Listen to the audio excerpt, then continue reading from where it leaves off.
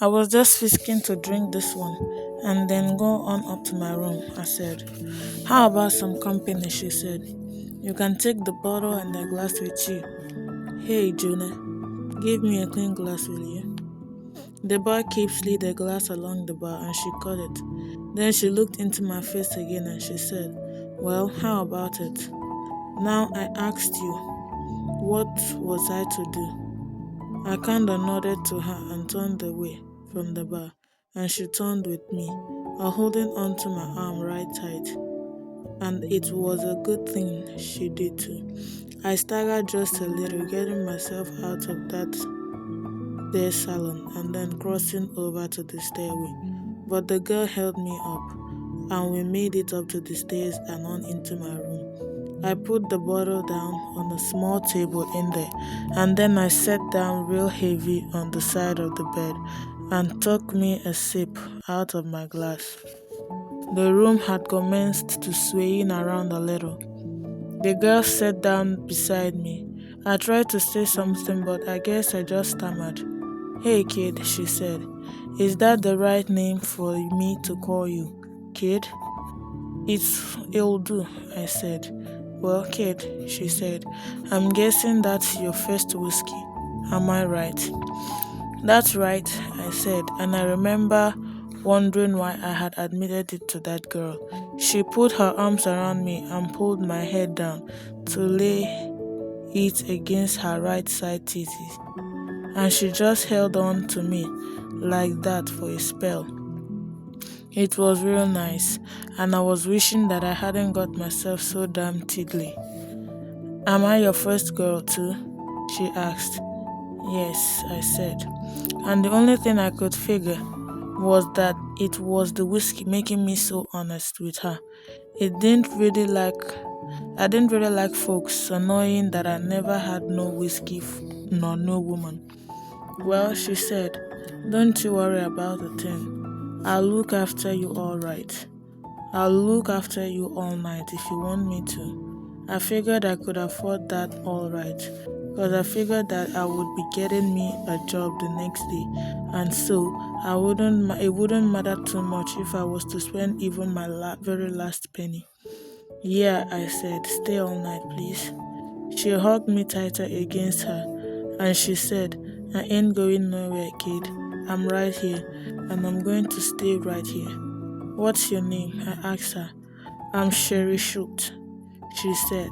She took the glass out of my hand. Here, she said, you're about to spill that good whiskey on the floor. Then she stood up, and I felt like I was wavering all over the place, without her to lean on. She put the glass on the table beside the bottle, and then she came back on over to me. She knelt down and pulled the boots off of my feet. Then she stood up and commenced pulling my shirt off on me. Well, I sure didn't resist her none, and pretty damn soon she had me all undressed, naked, and sketched out on the bed. Just relax, kid, she said. Sherry will take care of everything. Oh, Lord Almighty. But she said, she meant just what she said. First, she finished undressing herself, and I couldn't help myself. I just stared straight at her. I think that my eyes was wide and my jaw was dropped down on my chest. I had never before saw a naked woman, much less being in the same room with one, and me naked too. Well, I felt something on me snap right up to attention while I was staring at all the glories of her wonderful womanness. Then the next thing I knowed, she was laying right there on top of me just to feeling her flesh all up and down my body. Somehow the room quit spinning. All my concentration was on the lovely lady that was laying on me. I smooshed on her for a spell. I running my hands up and down her back and butt and legs, and then she got real serious. What she done well?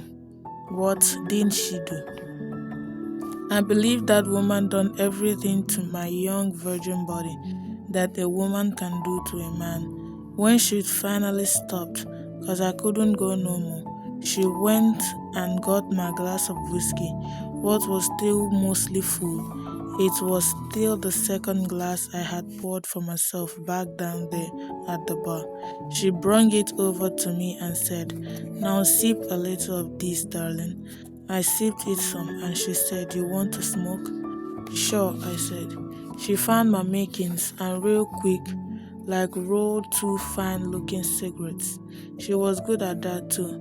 Then she lit one and tucked it in between her lips. She lit the second one and laid herself back down beside me. "You're just about the most wonderful thing I ever came across," I said. "Hey," she said, "you're wearing so bad yourself. When I first brought you up here, I was afraid you were going to pass out on me, but you never. And what's more, you got a lot of staying power, kid."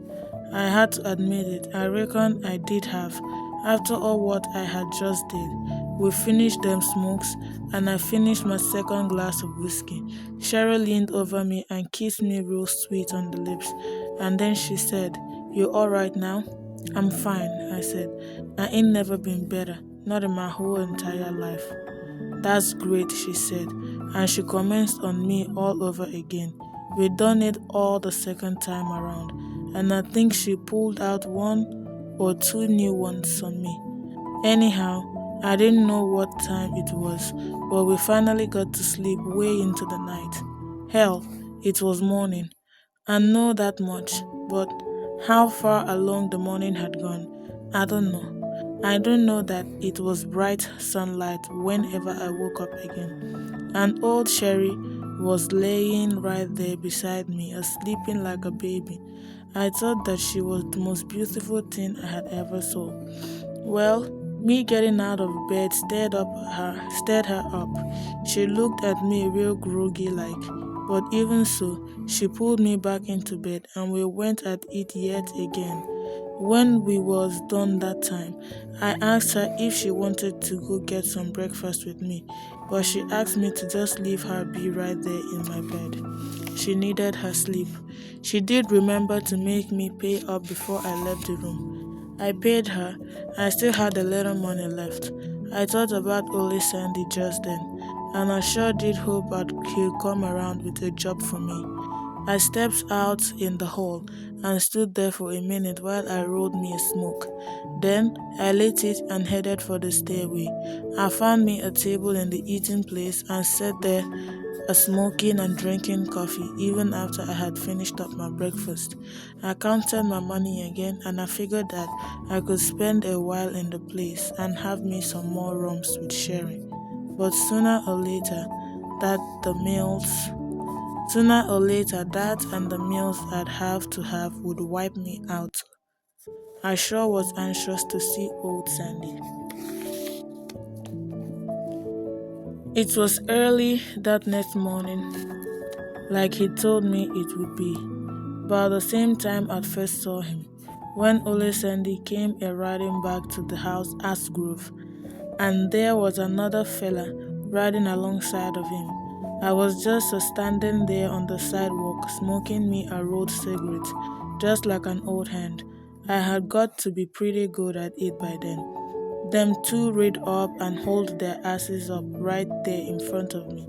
As they was dismounting, Sandy said to the other fella, "This is him right there." They both swung on down, lapping their reins on their horses around the hitching rail, and then walked over towards me. I see the other fella giving me a heart study.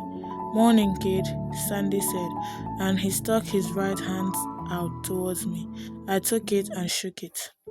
"Morning, Sandy," I said. "Holster," Sandy said. "This here is the kid I was telling you about, kid. This here is my boss, Morgan Holster."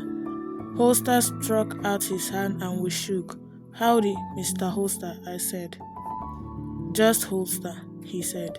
"Just call me Holster, like everyone else does. Have you had your breakfast yet?" I had, but I lied, 'cause I figured that was a kind of invite, and I meant no getting something out of Ole Holster, whether it was a job or just only a free meal. I reckon I could stand the bite, I said. Well, let's go inside then, Holster said, and have us some eggs and coffee, and talk some things over. He started on it, and behind his back, Ole Sandy gave me a wink. We floored Holster on in and got us a table. Pretty soon, we had us some coffee, and we were waiting for our meal. The waiter was all right. He never let on to Holster or Sandy that he had just served me up one platter of egg and ham. And it weren't all that long ago neither. He did give me a look though, whenever I ordered up a stack of flipjacks and some more ham to go with them. Sandy tells me you're looking for a job, Holster said. Yes, sir, I admitted. That's right.